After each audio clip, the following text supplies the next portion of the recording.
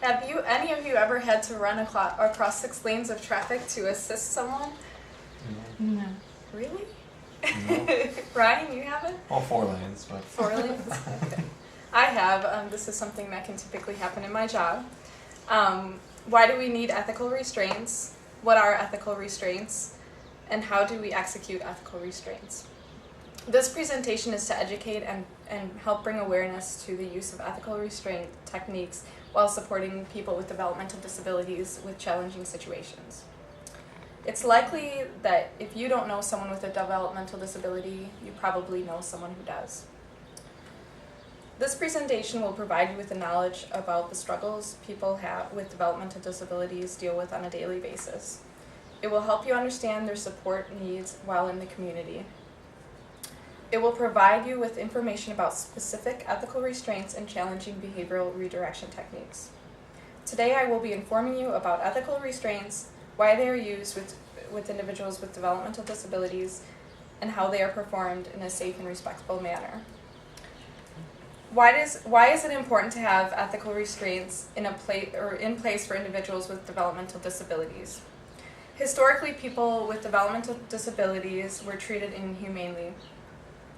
The type of abuse that occurred among the disabled population was malnourishment, poor sleeping quarters, overcrowded environments, inappropriate use of restraints, filthy living quarters, minimal interaction with others. Here are some examples of how people were treated. This is from a book called Christmas in Purgatory, written in 1974. Some were confined to 7-by-7-foot cells with locks. Some slept on filthy mattresses that sank to the ground, which were cement floors. Some slept on a bare floor without a pillow or a blanket.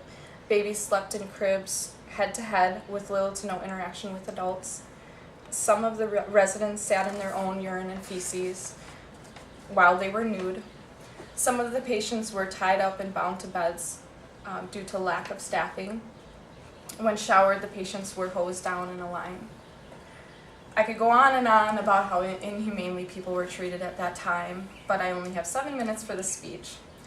So the second reason it is important to understand ethical restraints is to ensure the safety of the individual and others in the community. People with developmental disabilities may have difficulty adapting to a variety of environments and act out in ways that need verbal and physical redirection. The disability itself could restrict the individual from participating in activities. Some of these disabilities might be cerebral palsy, autism, other cognitive disabilities, and other physical disabilities. Children and adults may struggle with emotional regulation. Some individuals with disabilities may have a higher sensitivity to sensory input. Some individuals may be experiencing pain and cannot communicate to others. Lack of communication techniques and feelings of not being heard. Some individuals may display self-injurious behaviors such as headbanging, picking, or scratching. Now that we understand the importance of having ethical restraints and why they may be used, we can think of the anatomy of an ethical restraint. What constitutes as an ethical restraint? First, I want to tell you what a restraint is. Any device, garment, or physical hold that restricts voluntary movement of a person's body or access to their body parts and cannot be removed easily by the person themselves. An ethical restraint is something that does not jeopardize the health and safety of the individual, cannot be used or is not used to block airwaves, and can only be used in times of intimate danger. Protects the person also who's doing the restraint, can only perform restraints if there is danger or according to a support plan. This also protects that person from a potential danger, which I did mention. Using the least restrictive restraint possible in challenging situations is encouraged. You always use the least restrictive unless there's imminent danger. You follow the support plan to ensure the safety of everyone and to provide respect to those individuals. Now that you understand why restraints are used, we can talk about how they are created and executed. How to plan and execute ethical restraints. Preparing a support plan for the person that may need restraining. This plan will indicate why a restraint may need to be used in order to ensure the safety of the individual and others. The support plan will indicate when it is appropriate to use the restraint. The support plan will indicate how often and how long the restraint can be used. The support plan will also provide alternatives to the restraint, least restrictive to most restrictive strategies, provide extinction and fading plan for the restraint, and the purpose of restraints must be approved by a state and county level. All restraints must be documented and reported.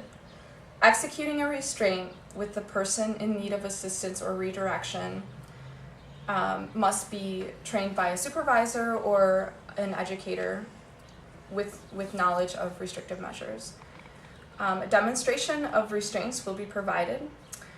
So I'm going to have a couple assistants, and we're going to do 3 different techniques that will show you some more ethical restraints that I've actually used, and some of the other folks here have also used. So I'm going to have Ryan come up and volunteer. And this is a one-person escort, and this might be used with a person that is having some struggles with their body and needs some help getting out of a location. Okay. So I'm going to take Ryan's arm, and then I'm going to bring my arm around, and this way it kind of locks him in so that we're close together without injuring him. And then Lauren is going to come up, and we're going to do a 2-person escort, which then you will take the individual and then do, there we go, and then we'll be able to move him, and then if he's moving, we can hold him safely. So those are some of the restrictive measures, and there are situations where it can get pretty serious, where someone is moving around, possibly headbanging. So that way you have to be really careful about where you place your head. And it could be side to side, biting can occur, but there's a variety of different of techniques beyond that. Thank you guys for the demonstration. Then actually I have one more, and I'm trying to think who would. Do you want to do a basket hold? Sure. Okay, come on up. So Jason, you might need, the cameraman might need to come down lower. So this one this one's a little bit more restrictive. You can have a seat. We've had individuals that one particular person I've supported has, the person I use as the example, has bolted across traffic. If I am able to take her down, I would then, until I could have further assistance if I were alone, I would conduct a basket hold. So I would take my arms up underneath, and then I would loop my legs up around, and then I'd move to the side in case they're headbanging. And that way I would be restraining movement, but that would be for a safety reason. So those are 3 of the restraints that I've used, the techniques. That are respectful in a way that you're protecting them from potential danger. So, in conclusion, knowing the challenges people face with developmental disabilities may give you a better understanding of why using ethical restraints are needed to ensure the safety of others and themselves. Knowing why restraints are needed, know what ethical restraints are used for, and know what ethical restraints are performed and why.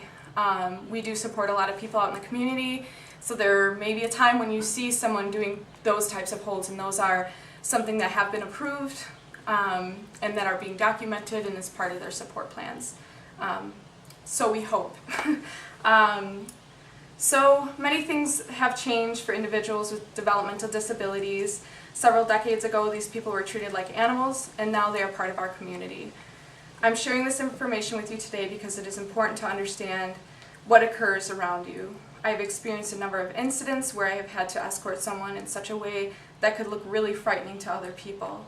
I want people to know why and not assume it's because someone is crazy. So that concludes my speech. I do have some pictures that I'd like to share with the group. One particular is from the Christmas in Purgatory, and it's from a historical standpoint of some of the maltreatment that was occurring. And there's also some other techniques that were used that are indicated in these photographs. So.